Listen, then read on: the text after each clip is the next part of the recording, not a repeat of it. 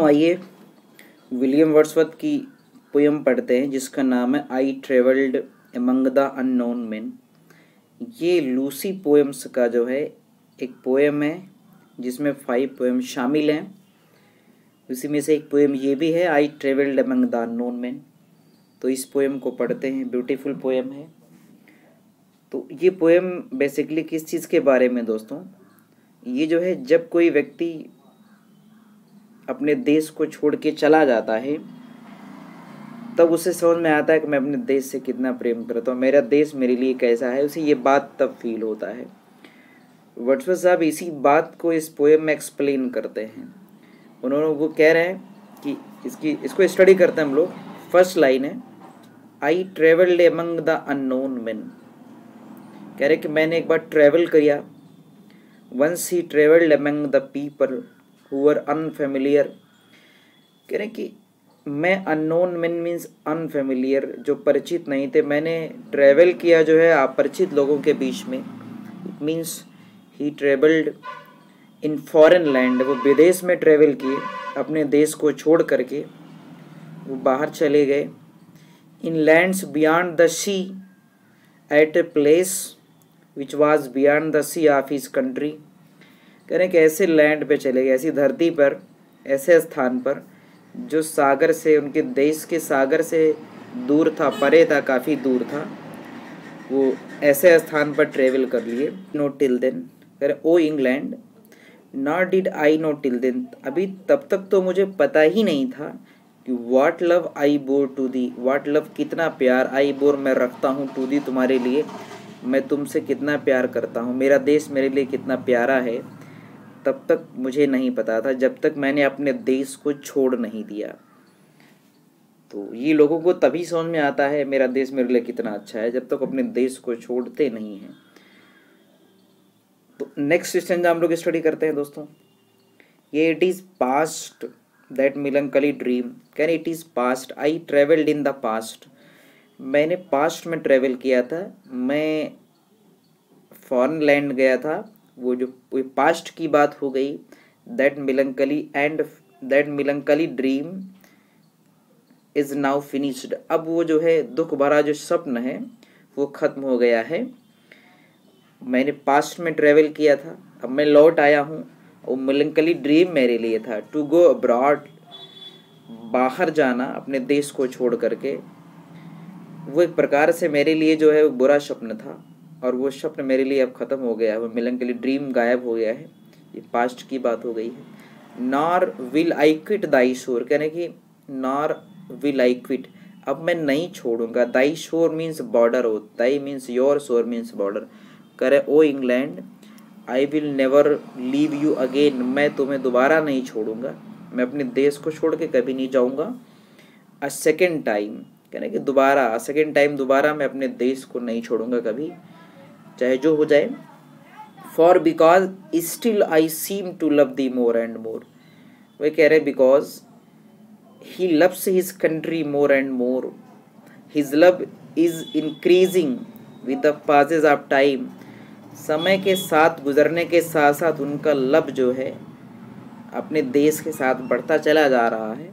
कहा कि जैसे जैसे टाइम गुजर रहा है, to love thee more and more, मैं तुम्हें, मेरा प्यार उतना ही लगाव अपने देश से बढ़ता चला जा रहा है। नेक्स्ट स्टेंजा हम लोग स्टडी करते हैं दोस्तों।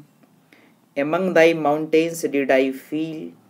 कह रहे एमंग दाई माउंटेन्स, तुम्हारे माउंटेन्स के बीच में, अर्थात इंग्लैंड का जो माउंटेन है उस माउंटेन्स के बीच में जो है, डिड आई फील, मैं महसूस करता हूँ। द जॉय मीन्स खुशी ऑफ माई डिज़ायर, अपने डिज़ायर की खुशी।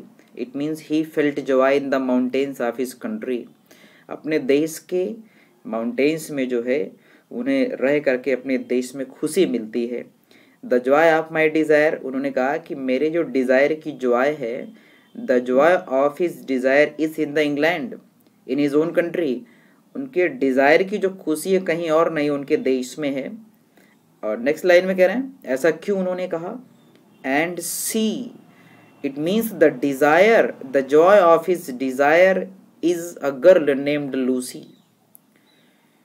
who has been mentioned as she। उनके जो डिज़ायर की जो खुशी थी, जो आए थे, वो कोई और नहीं था बल्कि एक लड़की जिसका नाम लूसी है, जिसको वर्ड्सवर्थ साहब बार बार अपने पोएम में एक्सप्लेन करते हैं।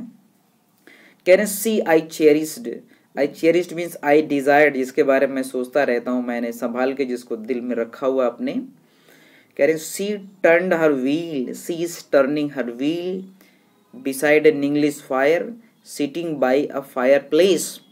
कह रहे कि वो अपने व्हील को घुमा रही है, पहिए को घुमा रही है, beside an English fire, fire के बगल बैठ करके।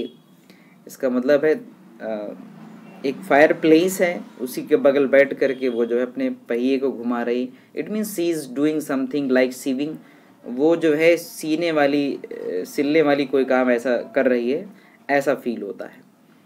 नेक्स्ट है, अगला हम लोग स्टडी करते हैं दोस्तों।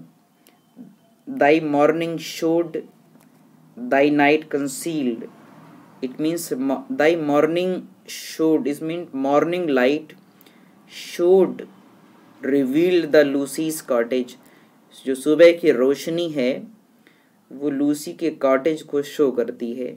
दाई night and night concealed it, और नाइट जो है रात की जो रोशनी है उसको, रात जो उसे ढक लेती है, उसकी कॉटेज को ढक लेती है। द बोवर्स वेयर लूसी प्लेड, यानी कि द बोवर्स, ये जो बोवर्स है कुंज है, जो घाटियाँ हैं, वेयर लूसी प्लेड, लूसी यहीं खेलती थी। तो उन्होंने कहा कि ये जो बोवर्स है, these were the bowers where Lucy played, ये बोवर्स है जहाँ लूसी खेलती थी। And thine too is the last green field, उन्होंने कह दिया दाइन मीन्स तुम्हारा, is the last green field, it means England's green field was the last place that Lucy's eyes surveyed, England का जो हरा भरा मैदान है वो लास्ट प्लेस रहा दोस्तों, अंतिम स्थान रहा है। दैट लूसीज आइज सर्वेड, जिसको लूसी की आंखों ने देखा है। तो ये एक्सप्लेन कर दिया है उन्होंने। It was published in poems in 2 volumes in 1807 में इसको पब्लिश किया गया है। It is the third poem of Lucy series. दोस्तों लिखा तो सबसे लास्ट में गया है ये, लेकिन इसको थर्ड पोएम कंसीडर किया जाता है, ये बात याद रखना है। ऑफ लूसी सीरीज़ का ये तीसरा पोएम है। It was composed after the poet had spend time living in Germany in 1798। ये जो है पोएट जब जर्मनी में था 1798 में, सभी लूसी पोएम दोस्तों तभी लिखे गए, 1800 में पब्लिश हो गए थे, लेकिन ये 1801 में, उसके बाद 2 ईयर्स के बाद उन्होंने इस पोएम को लिखा। तो 1801 में, तो ये जब जर्मनी में थे तब की घटना है। उसके बाद इन्होंने इस पोएम को कंपोज किया। It was written 2 years after the other 4 poems in series. इस सीरीज़ में जो 4 पोएम्स हैं वो जो है उसके 2 ईयर्स के बाद ये पोएम लिखा गया, क्योंकि वो सब 1798 में लिखे गए, तो ये जो है 1801 में इसको कंपोज किया गया। तो 2 साल बाद ये लिखा गया। 4 stanza of 4 lines each with rhyme AB। दोस्तों 4 स्टेंजा है और एक स्टेंजा में 4 लाइन्स है, और राइम स्कीम दोस्तों इसकी AB है। तो इस पोएम का ये डिटेल है। मैं उम्मीद करता हूँ ये भी आपको समझ में आ गया होगा।